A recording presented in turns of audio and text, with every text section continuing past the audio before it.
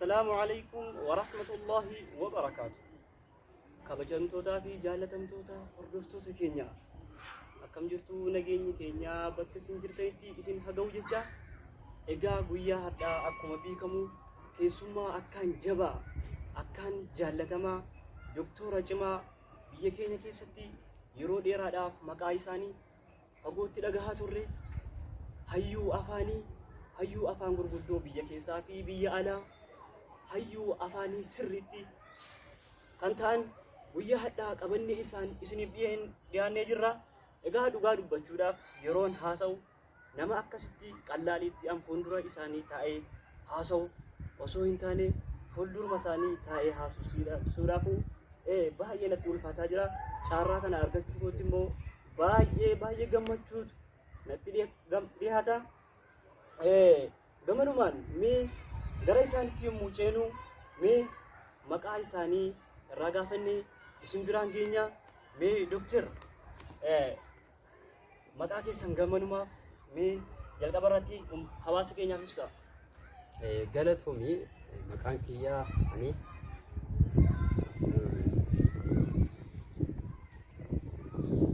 Bangko Dr. Furguge. Dr. Furguge. Ya.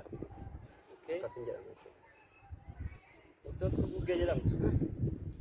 Egaan kabajamtootaa fi jaallatamtoota keenya maqaa isaanii hubattaniittu jennee yaannaa. Dr. Furguge jedhamu yeroo dheeraadhaaf maqaa isaanii kan isin fagootti yaada har'a keessanidha. Mee Dr. Furguge gara keessanitti yommuu cehu mee maqaa keessan ergi nuuf ibsitaniin booda sadarkaa barnoota keessanii barnoota akkam haga barattan sadarkaa barnoota keessanii eessatti akka barattanii wajjin nuuf ibsuu yaada. Gaariidha. Mana barumsaa jalqabaaf yeroo jalqabaa fi manni barumsaa itti baradhee mana barumsaa Aayyoo yookaan Imaammaa. Aayyoo yookaan Imaammaa jedhama. Akkuma mana barumsichaa jechuudha. Mana barumsaati. Okay. Achitti baradhee doktoreetii tokkoffaa achumatti argadhe. Akkamitti mana barumsaa tokko keessatti baratamee mana tokko doktorii fudhatamaa jechuun gaafas ta'uu danda'a yoo nama cimaa taate. Inni kun akkamitti ta'ee mana barumsaa Aayyootti jalqaba gaafa itti galee jedhu daa'imaan baradhe.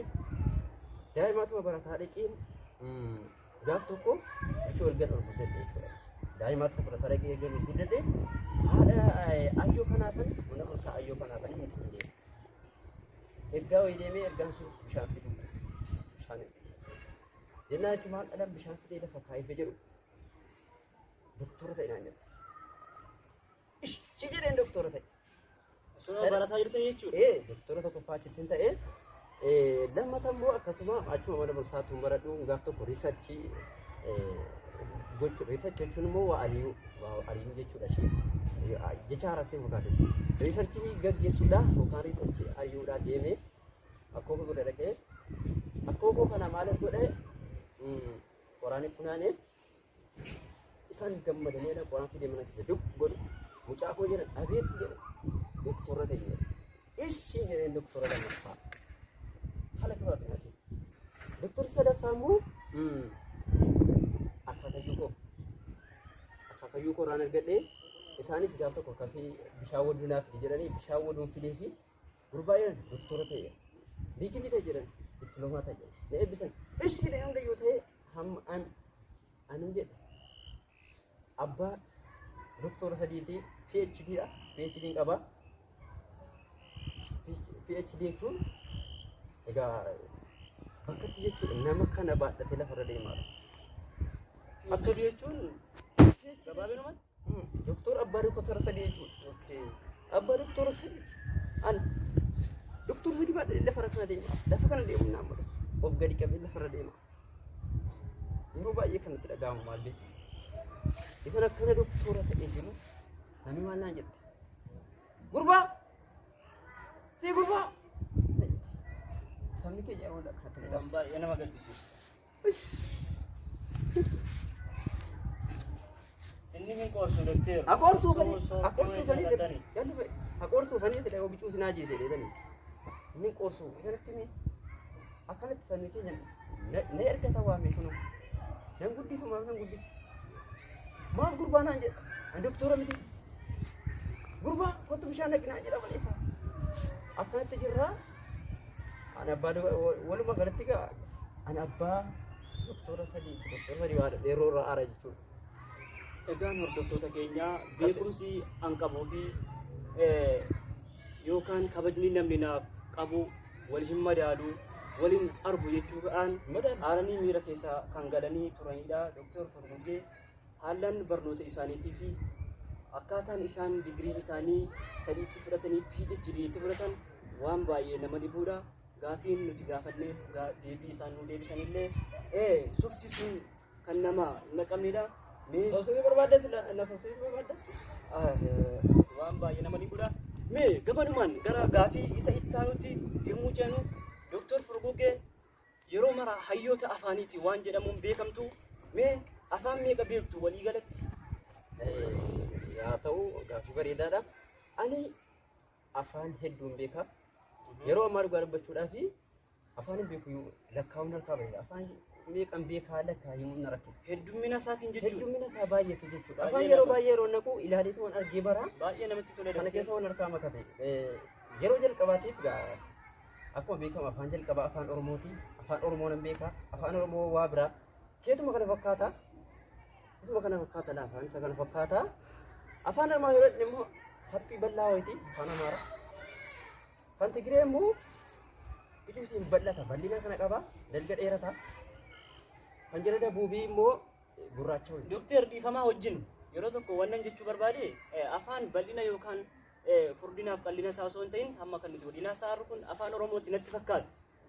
Akkam afaan akkasii akkuma afaan Oromoo haasa'uu dandeessan beekaa dandeessu jechuudha. Dallis jechuudha. Ana boosii ayyuu. Hayyuun afaanii ana hayyuun afaan. Achi onnatti naasee. Okay. Hamma gabaamatti meetii taa'u. Afaan hedduun beeka. Afaan biyya qofa isa taate biyya ana layyuu nan beeka. Kanaan Gaana nan beeka. Gaana jedhee akkanatti garricaa dheeraa oli Gaana sir furdatee akkasuma kan Senegaalis yabbuu wayii furdaa kana baadhatanii deemu. Maal kana qofaan? Maal kana qofaan? Afaan Arabaa nan beeka. Afaan Arabaa hayyuun beeka dadhabe nan beeka. Maal fakkaata deemaa? Kan Chaayinaa nan beeka. Akka tokko ka daalachaa addii keessa beeka daalachaa wayii. Afaan hedduun beeka. Isa kana irraa qabadhu. Akkanatti. Ishi deebiin kan keessan bareedduudha. Mee doktor afaan kana hedduu beekuu keessanii wajjin mee afaan kun immoo garaagarummaa akkamii qabaa? Walqixxummaa adda addaa qabaa? Beessa kana immoo xiqqoo irraa nuuf ibsa. Asirratti maal seeti? Hayyoonni baay'een hayyoonni afaan qoratan bakka kanatti dongoran. Dongora jiraan qabe nan qabe eessa dhatta jire? Akka itti qabe dongora jira maan afaan wal qixa jiran. Afaan wal qixa miti. Afaan wal qixa miti kan ammoo sitti agarsiisan qorannoon bira gahe as siqne mee as seeti? Anumti moo? As seeti. Agartee mana wal caala. Garaagarummaa kana hedduutu iddoo jira. Afaan wal qixa miti. Hankee bal'aa. Kanaaf hin dongoranii achi kaanii qabrii isaanii dhifamuu na gaafachuu qabu. Maaf sobalee deeman jarri. Walumaa galatti afaan walqixxummaa hin qabu jechuudha. Hin qabu. Garaagarummaa qaba. Wal caala afaan wal caala. Egaa waan baay'ee nama dhibuudha. Okay, mee gara gaafii itti aanutti yeroo ceenu afaan hedduu beektu, afaan Ingilizii beektu, afaan Arabaa beektu, afaan Oromoo beektu. Mee afaan qabdanu kana yeroo tokko afaan Ingiliziitiin afaan Oromootiin wanta isin gaafadhe tokko afaan Ingiliziitiin gara hawaasa keenyaatti nu ibsitu. Yeroo qabdanutti sirriitti fayyadamaa jechuun mee yeroo tokko namaaf ibsa. Isin immoo hawaasa keenya mee afaan Ingilizii kana sirriitti irraa dhaggeeffadha. Yeroo qabdanutti sirriitti fayyadamaa jechuun Ingiliffaa yeroo tokko mee uummata keenyaaf ibsa. Itti yaadaa jiru natti fakkaata gaa namni beekaan dafee sardamee waa hin haasa'u. Isin immoo yeroo qabdanutti sirriitti fayyadamaa. Gara afaan Ingiliffaatti afaan hedduu waan beektaniif. Ingiliffaa jechuudha? Afaan hayyuu waan taataniif hayyuu afaanii waan taataniif. Ingiliffaan itti maa jalatti? Okay. Okay. Your time.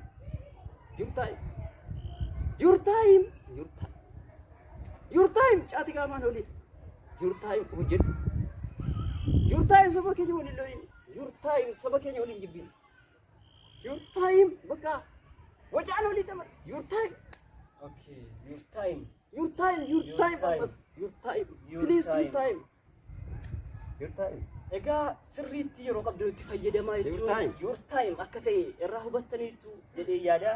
Mee gamanumaan Dookter dhugaa dubbachuudhaaf afaan Ingiliffaa keessan yeroo dhaggeeffatan waan baay'ee namatti toluudha. Biraa deebi'uun namatti hin tolu. akkas Mee daqiiqaa 3 qofaaf. gabaatuma dhufee dhaggeeffachuudha waa bituusa dhufe irraanfatee na dhaggeeffataa oole Okay. Mee daqiiqaa 3 qofaaf afaan Ingiliffaa kana hawaasa keenyatti nu haasoftu. afaan Ingiliffaa qofa Afaan Ingiliffaatiin Hin machaa'u daqiiqaa sabni kun. 3. sabni kun machaa'u Isinirraa waa barachuu hidha sabni keenya. isin machaa sabni kun wallola Rakkinaan qabu. Ingiliffa jala dhagee Rakkinaan qabu. Baay'ee namatti tola afaan keessan.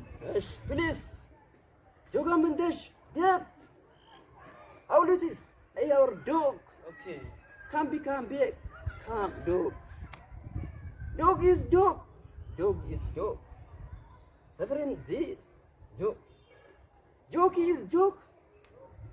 Dog is dog. Okay. Bosk is bosk. Toast is toast. Toast is toast. Yes is yes. Must do and have. For example, you are dog. You are. Yep. Okay. Jalan tissue. Or.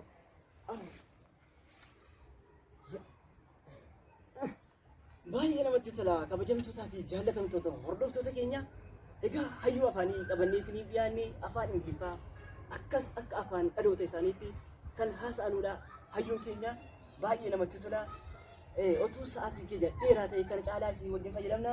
Mee dubbii kan keenya gara dhumaatti siqanneerra waan ta'eef mee Dookter Furguggee barnoota kana harii barattanii fiddanii asiin gahuu keessaniif digirii PhD qabaachuu keessanii wajjiniin afaan kana hariirra naannoftanii addunyaa kanaa wajjin wal baruu keessaniif barnoota kana harii barachuu keessaniif mudannoon akkamii akka isin mudate gabaabsisanii hawaasa keenyaaf nutillee akkamitti barannee akka keessan akka ta'uu dandeenyu otoo nuu ibsitanii daqiiqaa lamatti fayyadamtanii maal fakkaata? Maal gaafatte? Mudannoo akkaataa itti barattanii mataan kee digirii hojjetaa. sadaffaa fudhattan Mataan kee hojjetaa garuu. natti fakkaata hin hojjetan. Hojjetaa sagan. Okay. Mudannoo mana barumsaa akkamitti Akka kootii ta'uu hin dandeessanu jedhaaran natti fakkaata. akkasumatti barumsa akkamiin baradhe? Maaliin baradhe nama mudannoo? Nama barate mudata mudannoo. Nama dhiba baay'ee kan harii beeku wajjin waa tokko hin baranne jedhaa jiru. Nuti hadhatu waa beeka. Okay, itti fufaa. Sammuun kee hojjetu hin jedha. Ammaalan beekaa mana barumsaan barannee hin jedhaara. Maal jechuu keessani Dookter? Hin baranne kaa furguggee maal furguggee keessa utaalee keessa darbe malee hin baranne. Barachuu miti hin galmoomne mana barumsaatti hin Kutaa galmoomne. tokko lama sadii jettanii akkasiin digirii keessan yuunivarsiitii galtanii dooktorummaa kana hin fudhanne. Mataan kee nagaa miti dhiisi mataan ittiin taasise. Maqaan koo mana barumsaatti galmaa wadhee baramee galmee hin galmoomne. Waan baramee waan hin baramee yaada. Abbaan koo na galmeessuu keessatti naqee harkaa fuudhee badeen kana dillaa cabsee gaafa Akkamitti dhuftanii akkas maqaa keessan fagootti dhaga'uuf akkamitti kana qaqqabattan? maal sitti fakkaata? Yeroo ammaa carraa. Carraadha nama akka koo xalalu kanatu ol bahii mul'ate malee baay'een barumsaan miti. Beekaa maal godha asirraa? Beekaan diinqa keessaa hojii hojjetaa. Hayyuun mana keessa jira. Okay. Waan akkanaati malee inni akka kooti baay'een isaa warri kaan illee ifu manaa godhanu carraadha. Carraatu miidiyaatti baasnaan miidiyaa irraa qalqalaarra malee namni waa barate malee naasofne ganaadha. Yoo dhugaatti ni ta'e. Dookter gabaabinumaan ishii barachuun keessan hin jirre soba otoo ta'uu mee afaan Ingiliffaa akkasitti na haasa'aa turtan akkamitti danda'uu dandeessan afaan kana? Ingiliffaas saba keenya wama akkanaatti laata. Afaan wal makee gudun gudun yes jennaan Ingiliffa sabni keenya dhaggeeffate. Ani immoo carraa kana eegee sabni keenya dhaggeeffate hin beeku waan ta'eef. Atamma Ingiliffa itti kabajaartan akkuma sanatti kabajeenaa kabajee jaallate. Biddeena jedhee gata immoo ishi jedhee fudhadhe ittiin hin jiraata haramatan. Baay'ee nama Akkaatiin kabaja argadhee malee Ingiliffa miti. yeroo takka saba isin daawwataaru dhiifama gaafattu. Maal jedhanii dhiifama gaafadhe? Yoo nama dhiifama gaafadhe biyyi kana raakutu. Kanaafuu amma hundi namaa bagee soba koo barutti akkuma kanaan jiraachuu wayyaa jedha amma feetee. Egaan kabajamtootaa fi jaalatamtoota hordoftoota keenya waan baay'ee nama dhibuudha, waan baay'ee nama gaddisiisuudha. Baay'ee dhiifama isin gaafadha. Nama guddaadha jedhee nama akkasii nama waa takka hin beekne foddaa tiiviitti as dhufee haasa'u malee maaliin haasa'aaraa? Maaltu eenyu na dhaggeeffataara kan jettu hin beekne qabadhee isiniif dhiyaachuu kootiif dhiifama isin gaafadha. Egaan yeroo ammaa wanti biyya keenya keessatti babal'atee jiru sabni keenya osoo waa hin barin sabni keenya maaliin jedhaara, maaliin haasa'aara, eenyuun na daawwachaa jira, maaltu waan irraa dhaggeeffataara jedhee otoo hin yaadin dhufeetuma tiiviitti ol yaa'u qofaa kan yeroo ammaa baay'atee jiru. Egaan turtiin kan keessan ka hamma hadhaatti hagammaatti sa'aatii kanaatiin wajjin turtan kana fakkaataa kana caalaattis kan kana caalu qabannee isiniif dhiyaanna. YouTube kan keenya like, share, subscribe godhaa. Qophii isin bashannansiisuu fi isinitti tolu kana caalaa argachuudhaaf YouTube keenya Liberaas YouTube jettanii yoo banattan sirriitti ni argattu jenna. Wassalaamu alaikum wa rahmatullahi wa barakatuh.